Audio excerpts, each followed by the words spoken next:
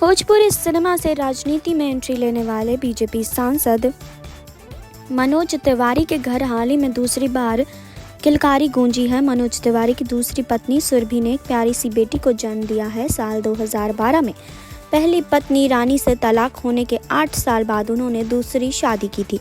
दोबारा से घर बसाने के लिए वो बिल्कुल भी तैयार नहीं थी, लेकिन उनकी बड़ी बेटी जिया ने उन्हें दोबारा शादी करने के लिए राजी किया।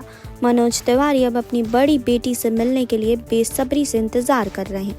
जी हाँ, मनोज तिवारी ने अपनी दूसरी शादी और पहली पत्नी के साथ अपने रिश्तों को लेकर खुलकर बात की। एक इंटरव्यू में उन्होंने बताया कि रानी के साथ मेरे रिश्तों को खत्म हुए करीब 10 साल हो गए हैं, लेकिन अब भी हमारे रिश्ते काफ़ी अच्छे हैं। उन्होंने बताया कि मैं जिया के साथ संपर्क में रहता हूँ, वह रानी के साथ मुंबई में ही रहती हैं।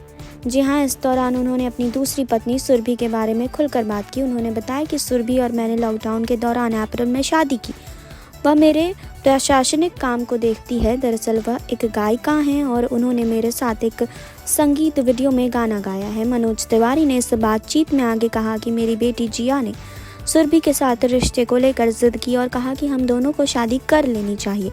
उन्होंने बताया कि जिया और सुरभि एक दूसरे के साथ काफ़ी सहज हैं। मनोज तिवारी ने बताया कि जिया अपने मामा के साथ दिल्ली आने वाली हैं।